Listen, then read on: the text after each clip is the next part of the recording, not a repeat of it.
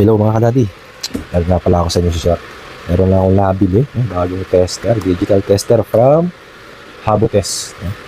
Ito yung Smart Digital Multi-Tester. Ito, papakita ko sa inyo itong Habotest na nabili ko. Maliit lang siya mga kadadi, napaka-handy niya. So, ito siya.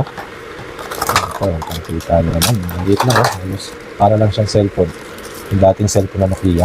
Gawin lang siya kaliit mga kadadi. So, yan, nilagay ko na pala yung battery na ito mga kadadi. May kasama siyang siyempre mawawala itong test probe, so yan, tapos yung test probe nga meron pang ganito mga kadadi para kung gusto mo hindi ka madikit sa iba pang mga piyesa pag nagtetest ka sa mga electronic parts, ganito mga ganito, meron ganitong isolation para yung mismo tinetest mo lang yung matest mo, hindi siya mag-short sa kabilang mga parts, so testing natin ito mga kadadi. So yan, power on lang natin. Parang nag-flicker siya. So yan, dahil kasi dahil sa ating ring light, pero yan mga kadadi, meron siyang function na auto. Ano yung auto na yan mga kadadi? Yung auto na yan, hindi mo na kailangan mag-select kung DC ba yan, DC volt o AC volt o resistance o continuity. Pero dito lang siya mga kadadi sa apat na to. Itong volts, tsaka ganito yung green na yan. Yan lang yung apat na kaya niyang i-detect sa auto mode niya. Hindi niya ma-detect, hindi niya masusukat yung hertz, yung capacitance, yung diode. Ito lang apat na ito mga kadadi. So, try natin kung talagang okay ba itong sa auto mode muna tayo mga kadadi. Kung talagang ma-detect niya. So, mga kadadi, testing natin dito sa fuse. Tingnan natin kung okay. So, yun. So, na-detect niya yung continuity. Ito, test natin tong 20K na resistor. Tingnan natin kung masusukat niya. So, yan. O, yun, di ba? Kitang-kita nyo naman. 19.4K. So, nakuha niya mga kadadi. Nasusukat niya. O, dito naman tayo sa 220, sa outlet. Tingnan natin kung masusukat niya. So, yun. O, teka lang